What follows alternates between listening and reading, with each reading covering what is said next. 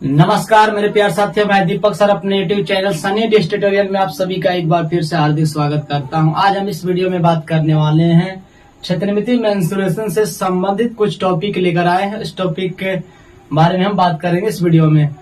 तो वीडियो में आगे बढ़ने से सबसे पहले आप सभी मेरे चैनल पर जब पहली बार है तो चैनल को सब्सक्राइब कर वीडियो को लाइक शेयर करना ना भूले। अपने दोस्तों के साथ टेलीग्राम ग्रुप हो, व्हाट्सएप ग्रुप हो, इंस्टा हो, फेसबुक हो, इन सभी ग्रुपों में शेयर जरूर कीजिएगा।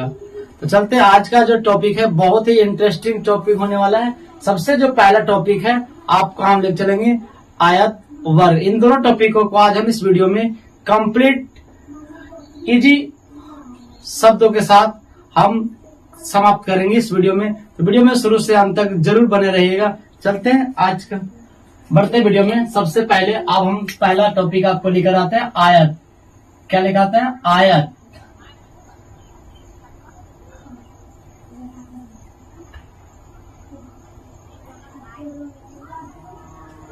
अब देखो, आयत को इंग्लिश में कहते हैं रेक्टेंगुलर। क्या कहते हैं? रेक्टेंगुलर।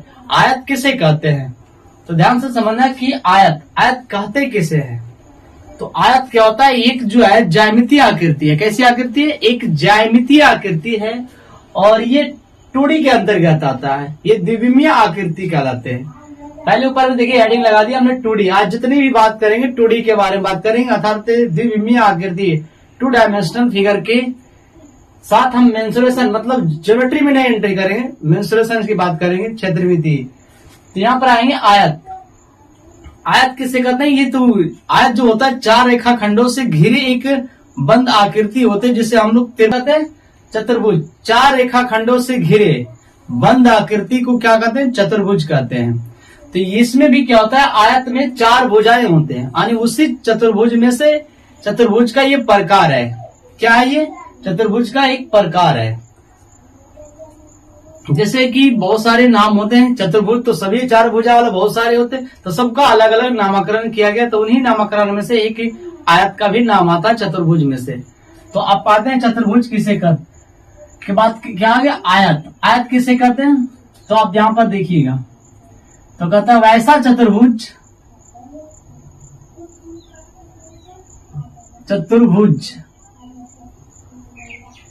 जिसकी आमने सामने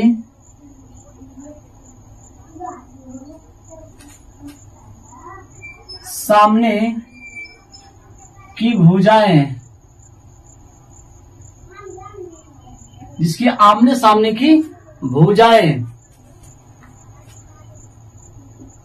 बराबर एवं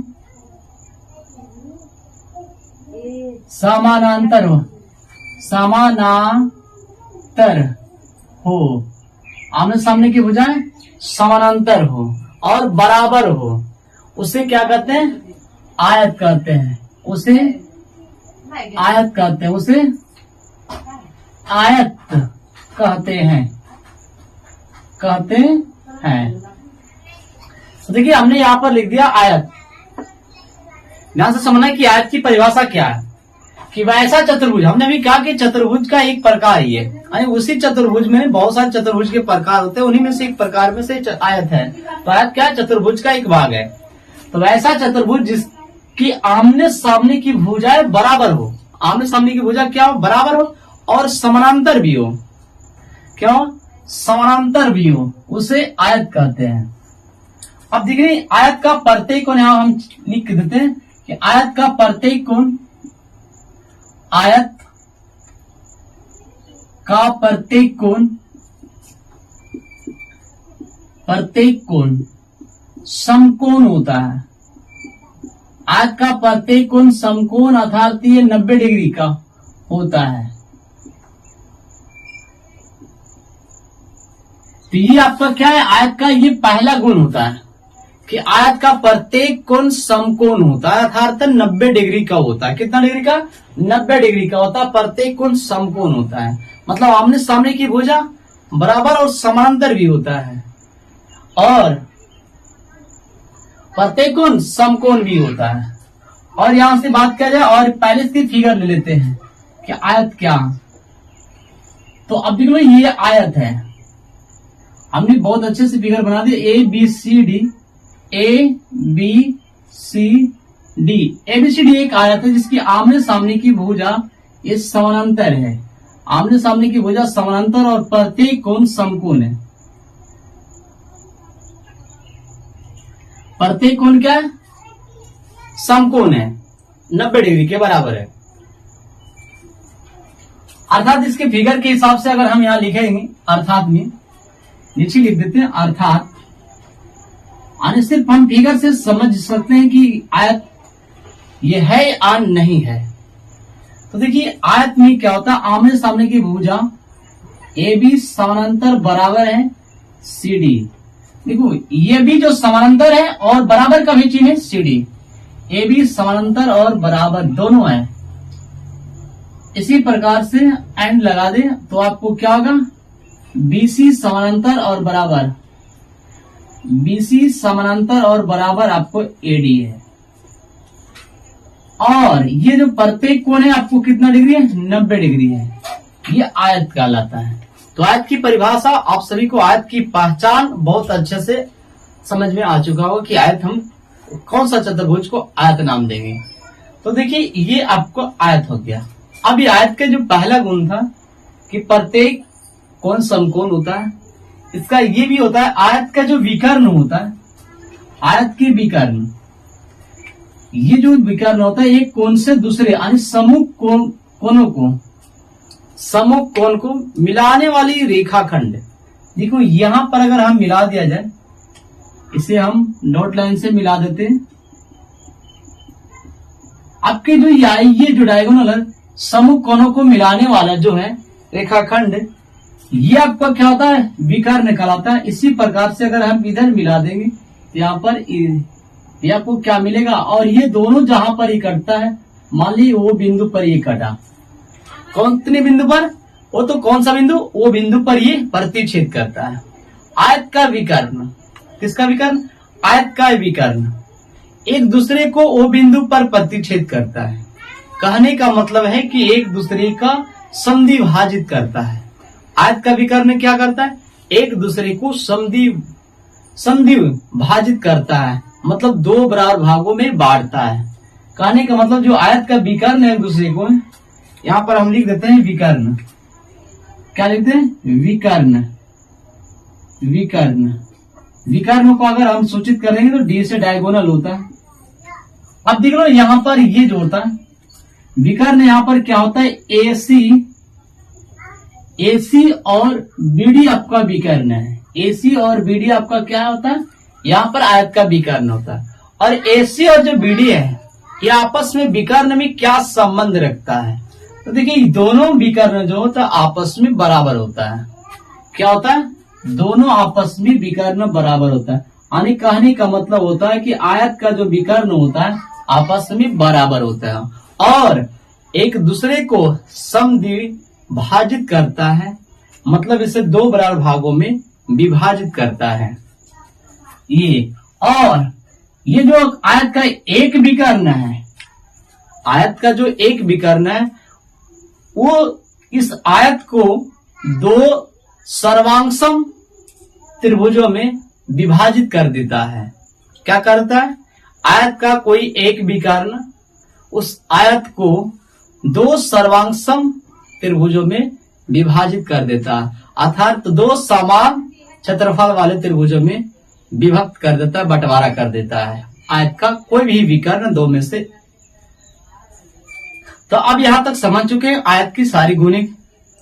तो हम चलते हैं आयत के परिमाप निकालते हैं, अर्थात चतुर्भुज की परिमाप क्या होता है। पहले ये सुन ले कहानी, ध्यान से समझना मेरे प्यारे साथियों, मेरे शेर शर्मियों। और इस वीडियो में आगे बढ़ने से हम सभी से एक छोटी सी रिक्वेस्ट हाथ जोड़ के विनती करते हैं कि वीडियो को जितना ज्यादा से ज्यादा हो शेयर करें और चैनल को सब्सक्राइब जरूर करें। तो अब हम इसकी प्रॉपर्टी चलते हैं। तो ये हो गया इतनी सारी। अब हम इसके जो बात बताते हैं, आयत का परिमाप बताने से पहले हम चतुर्भुज का परिमाप पर थोड़ा सा डिस्कस कर लेते हैं। चतुर्भुज का जो विकर्ण होता है मेरी शेर शर्मियों, मतलब चार भुजा से घिरे बंद आकृति होता है उससे तो हम लोग चतुर्भुज कहते हैं। और ये एक समतलीय आकृति होता है। कौन सी आकृति होते हैं? समतलीय आकृति होते हैं। और ये द्विविमीय आकृति कहे जाते हैं ज्योमेट्री के हिसाब से, क्योंकि इसमें 2D डायमेंशन होता है, एक लंबाई एक चौड़ाई, किसी और भुजा कुछ नाम दे दो। तो अब यहां पर इसमें क्या होता है, तो अब इसी को हम बात करने जा रहे हैं कि परिमाप क्या होता है। पेरीमीटर इंग्लिश में बोलते हैं। परिमाप क्या होता है, तो आप ध्यान से समझना कि जो परिमाप होता है पेरीमीटर, वो किसी भी चतुर्भुज की बाउंड्री जो होती है, यानी कि संपूर्ण लंबाई, किसी भी चतुर्भुज की बाउंड्री की संपूर्ण जो लंबाई होता है उसे क्या कहते हैं? चतुर्भुज का, चतुर्भुज का परिमाप कहते हैं। पूरी बाउंड्री की लंबाई चतुर्भुज का परिमाप कहलाता है।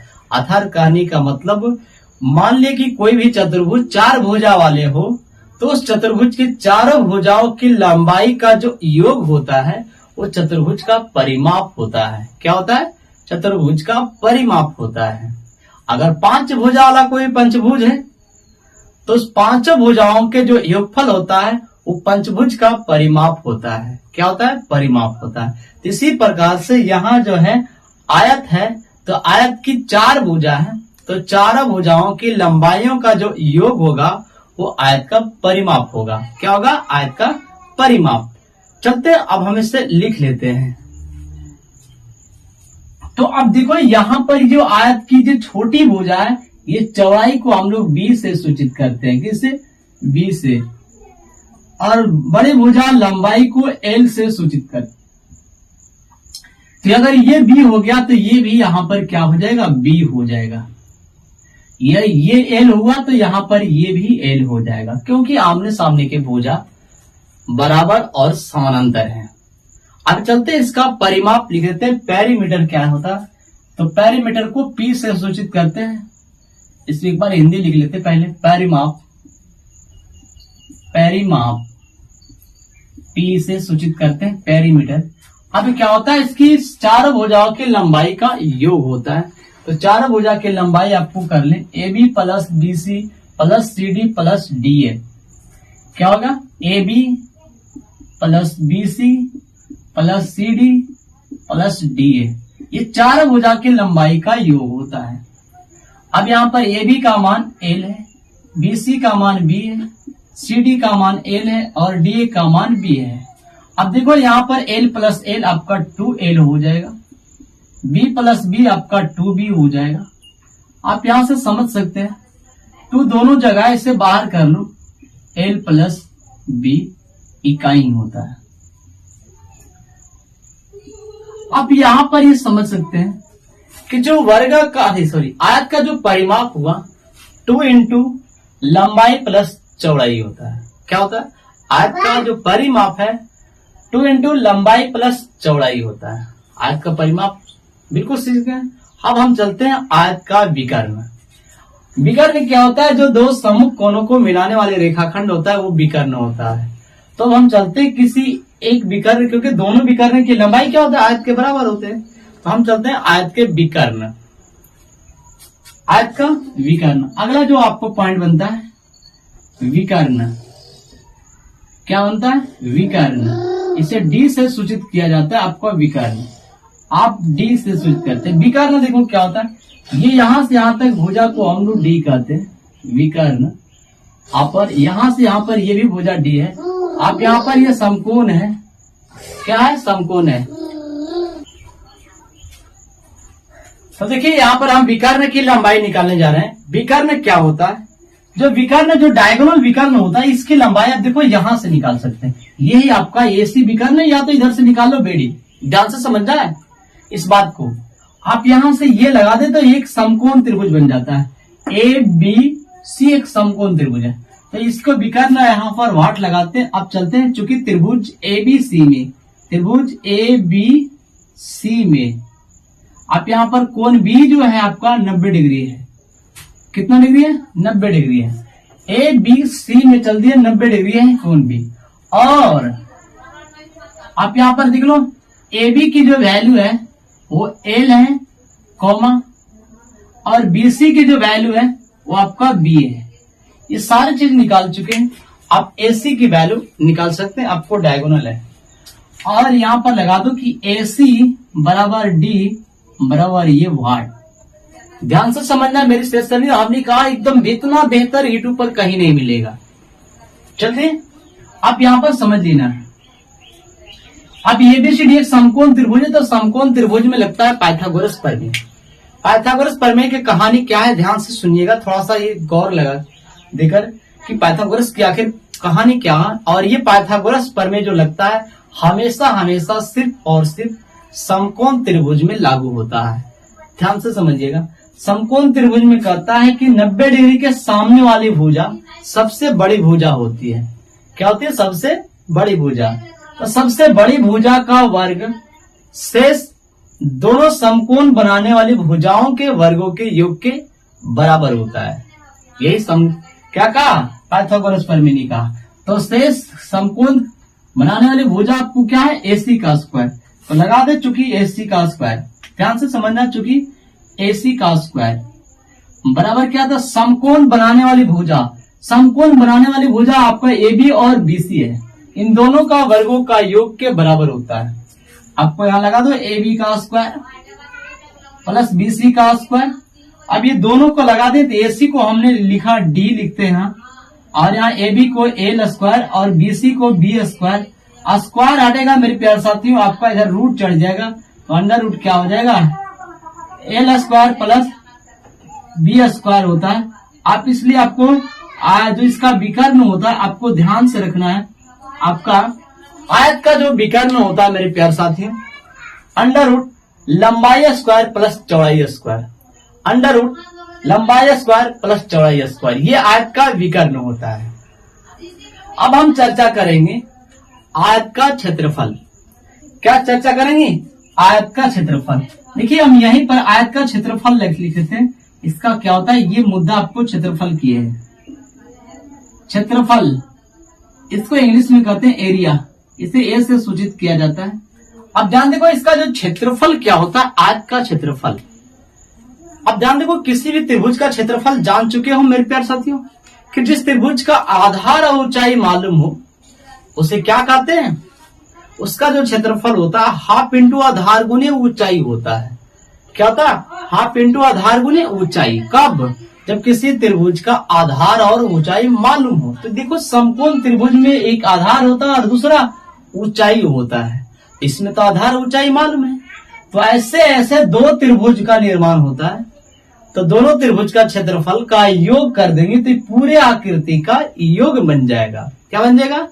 पूरी आकृति का योग बन जाएगा। अब ध्यान से देखो, इस आकृति का क्षेत्रफल आपको क्या बनेगा? एक समकोण त्रिभुज। अभी बताएं कि आयत का जो कोई विकर्ण होता है उसे दो सर्वांगसम त्रिभुजों वाला में बांटता है।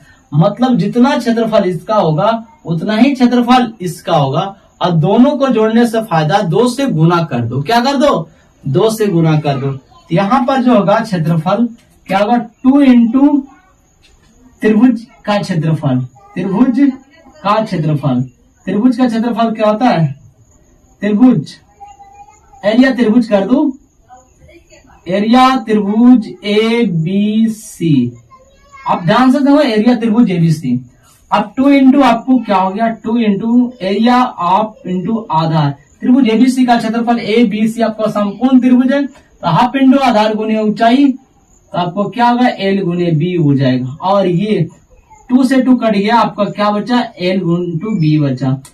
इसलिए क्या हो गया? A बराबर क्या हो गया? क्षेत्रफल बराबर, इसलिए क्या होगा? क्षेत्रफल। ये वर्ग इकाई होता है। क्या होता है? वर्ग इकाई। वर्ग इकाई ये आपका क्या होता है? और ये इकाई में होता है मेरे प्यारे साथियों, सिर्फ ये इकाई, यूनिट जिसको बोलते हैं। अब ध्यान से देखना, तो यहां पर क्या निकल गया? आयत का क्षेत्रफल निकल के आ गया कि आयत का जो क्षेत्रफल होता है लंबाई गुने चौड़ाई होता है।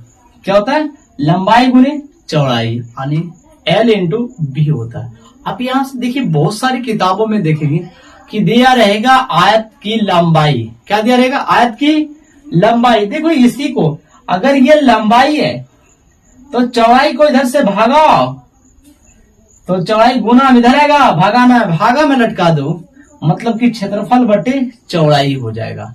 क्या हो जाएगा, क्षेत्रफल बटे चौड़ाई।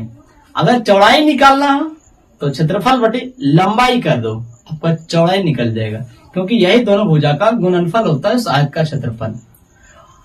आगे विशेष टॉपिक इस आयत के बाद नेक्स्ट टॉपिक में हम आयत पर विशेष चर्चा करेंगे। तो चलते हैं अब हम इस टॉपिक आयत के बाद हम वर्ग की बात किए थे कि इस वीडियो में आयत और वर्ग दोनों की बातें रखेंगे। तो चलते हैं हम अब वर्ग की ओर बढ़ते हैं।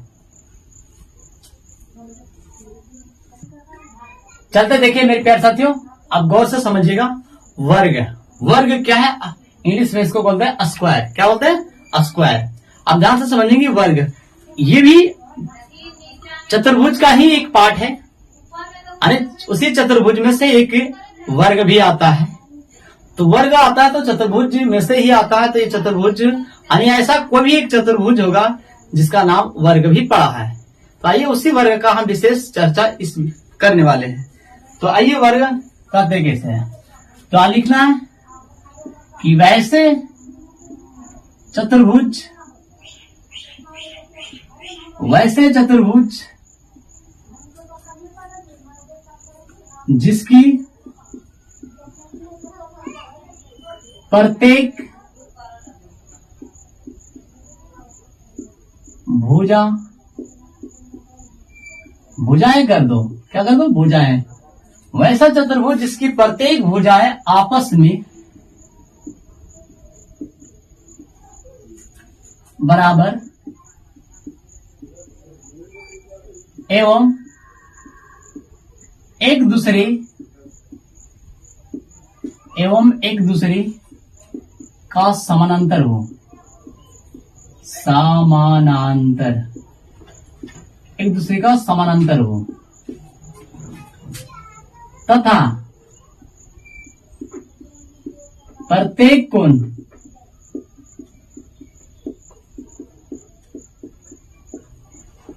समकोण हो तो उसे वर्ग कहते हैं, उसे वर्ग कहते हैं। देखिए मेरे प्यारे साथियों, हमने वर्ग को डिफाइन अच्छे से कर दिया अपनी लैंग्वेज के साथ। अपनी जो बातें हमने रखना चाहते हैं उस बात में आपको हम वर्ग की परिभाषा बैठा दिया। मतलब कि उस कहानी चतुर्भुज के में से एक ऐसा फिगर देखने को मिला जिसमें लगा कि ऐसा कुछ है, जिसका एक नाम पड़ा वर्ग। तो वर्ग एक ऐसा फिगर था कि वैसा चतुर्भुज जिसकी प्रत्येक भुजा बराबर था। आप प्रत्येक भुजाएं बराबर आपस में, यानी दूसरे के बराबर, आपस में यानी हर एक दूसरे के साथ बराबर था, एवं एक दूसरे का समानांतर भी था, तथा प्रत्येक कोण समकोण भी बना रहा था। तो उसे क्या नाम पड़ा, वर्ग पड़ा। जैसे आकृति में देखिए, यहां वर्ग की आकृति क्या है, वर्ग की आकृति आप देख सकते हैं। आप वर्ग की आकृति यहां पर ए बी सी डी एक वर्ग है जिसकी प्रत्येक कोण समकोण है, प्रत्येक कोण समकोण, और प्रत्येक भुजा की लंबाई भी बराबर है। क्या नाम पड़ा, वर्ग पड़ा। वर्ग, तो वर्ग की प्रत्येक भुजा आपस में बराबर है और प्रत्येक कोण समकोण और आमने सामने की भुजा समानांतर है। तो ऐसा चतुर्भुज का नाम वर्ग पड़ा। क्या पड़ा, वर्ग। तो आइए अर्थात में इसको क्या लिखते हैं। अर्थात इसको बोल सकते हैं ए बी समानांतर बराबर, ए बी बराबर समांतर और बराबर सी डी हो गया। और ये आपको क्या हो गया, यहाँ पर बी सी समानांतर और बराबर ए डी। एक चीज या इसमें लिख दो, या ए बी बराबर बी सी बराबर सी डी बराबर डी ए। इस चारों भुजा आपस में बराबर और प्रत्येक भुजा की लंबाई को ए मान लो। क्या मान लिया, ए मान लो। ये बराबर भुजा की लंबाई को ए मान लिया। ध्यान से समझना है और गर्दा उड़ा देना मेरे प्यारे साथियों। अब क्या कहा, यहां पर जो है ना, इसको प्रत्येक भुजा को ए मान लिया, कोई एनी डाउट, नो डाउट। अब देख लो यहां पर ये प्रत्येक भुजा को ए मान लिया और ये बराबर है, इसे वर्ग नाम पड़ा। इसकी और कुछ कहानियां है, देख लो। इसे ना समकोण को मिलाएंगे, इसे क्या बोलेंगे, विकर्ण बोलेंगे। क्या बोलेंगे, विकर्ण। ये मिला दो विकर्ण, और ये वो बिंदु पर एक दूसरे से प्रतिच्छेद कर रहा है। कितने बिंदु पर, ओ बिंदु पर प्रतिच्छेद करता है। और याद आने कि जो वर्ग का जो विकर्ण होता है दोनों आपस में बराबर होता है। वर्ग का विकर्ण आपस में बराबर, यहां पर लिख दो विकर्ण। विकर्ण इसको डी से सूचित करते हैं। आपका जो विकर्ण हो जाएगा AC बराबर विकर्ण, AC बराबर आपका BD। अब इसको हम लोग D नाम देते हैं। अब दोनों विकर्ण की लंबाई बराबर होते हैं। वर्ग के प्रत्येक विकर्ण की लंबाई आपस में बराबर होता है, और ये दोनों विकर्ण एक दूसरे को जिस बिंदु पर मिलती है या काटती है, प्रतीत नहीं होता है, रियल मिलता है। अब ध्यान देखो, तो ये दोनों को जहां पर मिलते हैं वहां पर ये एक समकोण का निर्माण करता है, 90 डिग्री का निर्माण करता है, और ये आपस में बराबर होता है। ये आपस में बराबर होता है। ध्यान से समझने की बात करो। मतलब कहने का मतलब क्या है कि वर्ग के जो विकर्ण है एक दूसरे को समकोण पर समद्वि भाजित करता है। समद्वि भाजित करता है मतलब कि दो बराबर भागों में बांटता भी है और 90 डिग्री भी बनाता है जहां पर कटता है। तो समकोण पर ये क्या करता है, दोनों विकर्ण एक दूसरे को समद्वि भाजित करता है, वर्ग के विकर्ण। तो आप यहाँ पर ये भी याद रखेंगे, पूछेगा आपसे क्या कि आयत का वर्ग का विकर्ण एक दूसरे को कहां पर प्रतिच्छेद करता है, तो समकोण पर प्रतिच्छेद करता है, समकोण पर। तो अब हम चलेंगे इसकी परिमाप क्या होगा।